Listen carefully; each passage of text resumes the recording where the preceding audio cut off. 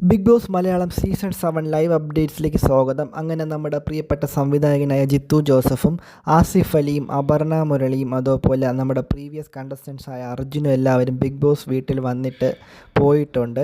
ഇവർ വരുന്നതിൻ്റെ അടിസ്ഥാനത്തിൽ മിറാജ് എന്ന് പറയുന്ന സിനിമയുടെ ട്രെയിലർ കാണിച്ചിട്ടുണ്ടായിരുന്നു. അതിൻ്റെ അടിസ്ഥാനത്തിൽ ട്രെയിലർ കണ്ടിട്ട് അത് വെച്ചൊരു കഥ ഉണ്ടാക്കുക എന്നുള്ള ഒരു ടാസ്ക് ബിഗ് ബോസ് കൊടുത്തിട്ടുണ്ടായിരുന്നു. ഈ ടാസ്കിൻ്റെ അടിസ്ഥാനത്തിൽ ഇതിൽ 3 ടീമായിട്ട് ഡിവൈഡ് ചെയ്തിട്ടുണ്ട്. ഒന്ന് അനീഷും ഷാനവാസിൻ്റെ ഒരു ടീം, പിന്നെ അക്ബറിൻ്റെ ഒരു ടീം, പിന്നെ അഭിലാഷിൻ്റെ ഒരു ടീം.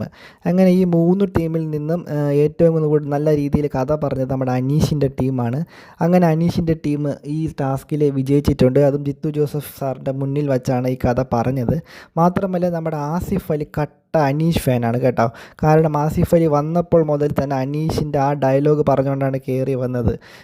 ട്രെൻഡിങ് ആയ കണ്ണടച്ച് കിടക്കുന്നത് ഞാൻ കണ്ടു എന്നുള്ള ട്രെൻഡിങ് ഡയലോഗും പറഞ്ഞുകൊണ്ടാണ് ആസിഫ് അലി കയറി വന്നത്. മാത്രമല്ല അനീഷിനെ ഇടയ്ക്കിടയ്ക്ക് പോയി ഹഗ് ചെയ്യുന്നുണ്ട്.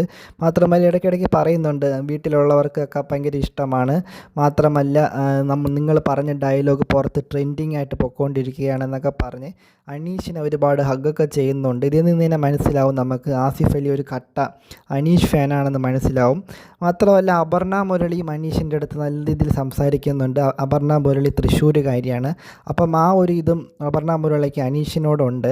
അപ്പോൾ ഇന്ന് വന്ന ഈ ഗസ്റ്റിൻ്റെയൊക്കെ ഒരു പെരുമാറ്റം വച്ച് നോക്കുമ്പം നമുക്ക് മനസ്സിലാവുന്നത് സെലിബ്രിറ്റികൾ വരെ നമ്മുടെ അനീഷിനെ സ്നേഹിച്ചു തുടങ്ങി, അല്ലെങ്കിൽ അനീഷിൻ്റെ ഫാനാണ് എന്നുള്ളതാണ് മനസ്സിലാവുന്നത്.